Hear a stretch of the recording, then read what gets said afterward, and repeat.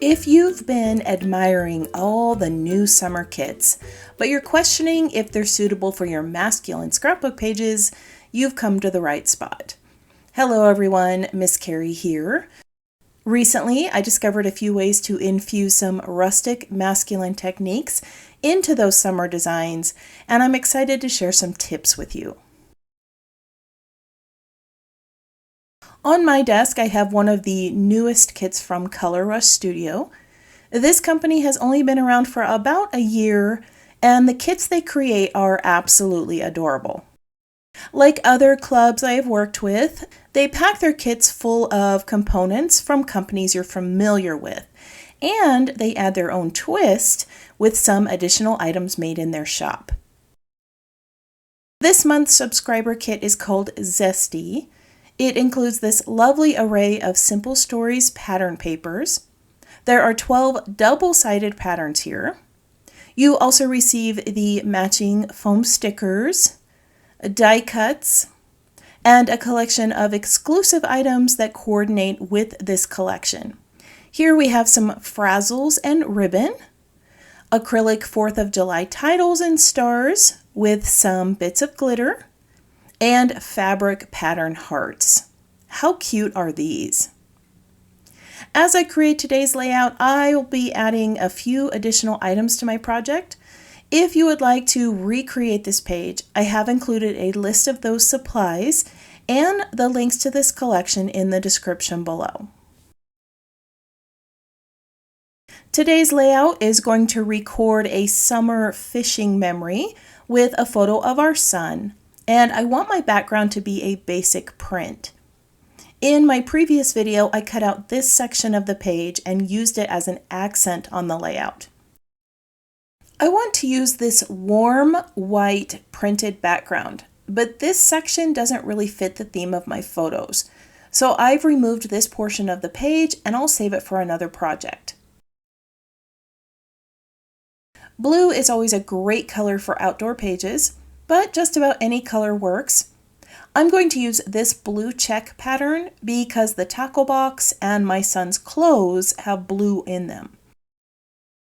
I have cut this piece to 4 inches wide, and I'll divide the background pattern into 2 pieces to place on either side. I've adhered the 2 printed pieces of the blue skies pattern to some white cardstock, and now I'm going to add some distressing to my photo frame and paper pattern strip. One of the simplest ways to give a page a rustic feel is with distressing. I like to use this fishing line or yarn cutter, but you could also use the edge of your scissors to rough up the paper. If you are using a white core paper, the white center will show on the edges. This creates a great frame around your page elements. Since the background paper has a warmer hue, I'm going to soften those white edges with some ink. I'm using a medium brown dye ink called Dough, and with a small blending brush, I'm adding color to the edges. A blending brush like this, or a blender foam tool, can be used to add color to the edges of the paper and blend it inwards. You can also add more color to the corners to give it an aged look. Brushes and blending tools create a softer, worn feel. For a bold look, you can apply the ink pad directly to the paper's edge. This soaks into the distressed edges and creates a deep, rustic look. As you can see, I'm repeating these distressing techniques on that printed pattern too. This gives the page more of a cohesive feel. I could also go around the edges of the background, but I want that to have a cleaner look, so I'll let it be. I'm going to pop these fun fishing day photos in place and bring in some more pattern paper to my page. Our team challenge this month is to create a patchwork or tile-like pattern using paper, photos, ribbon, or embellishments. So I'm bringing in these little squares and I'm going to create a horizontal strip across my page. I used a stitched square die in my collection to cut these. They are about 1¼ inches and I'm just laying them out in a diamond pattern. Before I adhere these in place, I'm going to distress and ink these pieces also. Instead of using an edge distressor, which could damage the stitching detail, I'm going to use a sanding disc. You can also use an emery block or a piece of sandpaper. In these photos, our boy is in his mid-20s, and while that polka dot pattern is charming and summery, it's a little too playful for my scrapbook page. To give these squares a more outdoorsy and rustic feel, I'm going to add ink to the edges and I'm going to blend it over the white dots. This is going to tone down the colors and make them coordinate with the page's theme. Projects like this get the best of me and my OCD, so I've learned some tricks to align pieces. One of my favorites is the Post-it tape trick. This is repositionable, reusable tape that is about 1/8 of an inch thick, and it works great for spacing pieces like this. The tape also comes in 1/4 inch, 1/2 inch, and 1 inch widths, all of which I keep in my craft room to help me with spacing out items and masking projects.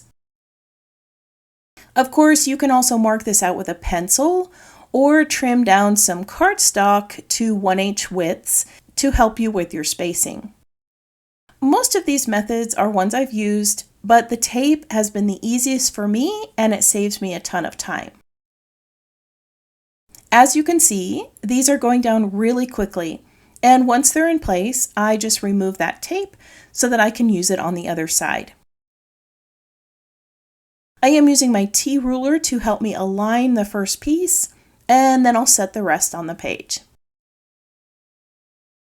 While I'm finishing this up, I would love it if you took a moment to tap the thumbs up icon and the subscribe button below.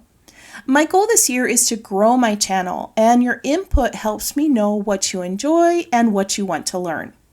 Feel free to also leave me a comment if you have any questions or tips that might be helpful to the other viewers. All right, now that these are in place, I'm going to bring in some mustard colored jewelry cord to the page.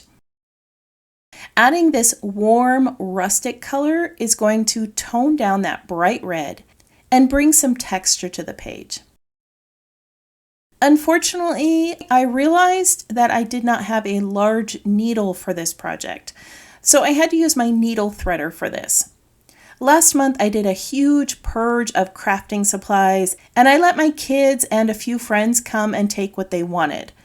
Somehow, I lost those needles in all of the moving. We've all been there, right? We can't find a craft supply, and we just make it work with what we have.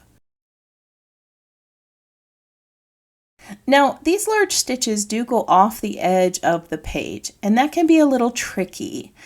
I like to cut a small notch in my cardstock to help hold the cord in place, and then I secure it on the back with tape. While I add the rest of the stitching, I'm going to share the story behind these photos. I haven't done that in a while, and it's always fun to give you a little insight into my non-crafty life. Our family enjoys the outdoors, and we like to go fishing most of the summertime. Our pup always comes with us. Our son here is the one who trained her, so she never leaves his side when we go places. These pictures of her watching his every move and trotting alongside the lake with him are some of my favorites. Now that took me a moment to finish, but it was worth it. I love the way it looks, don't you? All right, I'm going to bring in some embellishments and we're going to finish up this page. This is where we need to get a little creative when we're trying to find pieces in a floral summer kit that fit the more masculine outdoor page. This vintage truck is a great item and it matches the red on my page. Now, I don't have anything against flowers on a manly layout, but they don't fit this design, so I'm covering them with a foam sticker.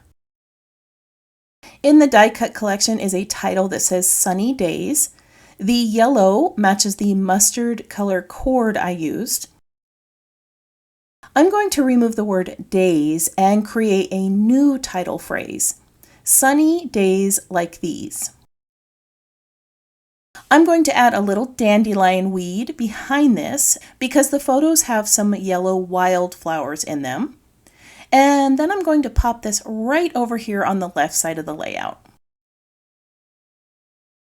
At the top of the page, I'm going to bring in another rustic element. This hello tag is a perfect fit with the blue frame and metal screws. This is looking great, but it feels a bit off balance.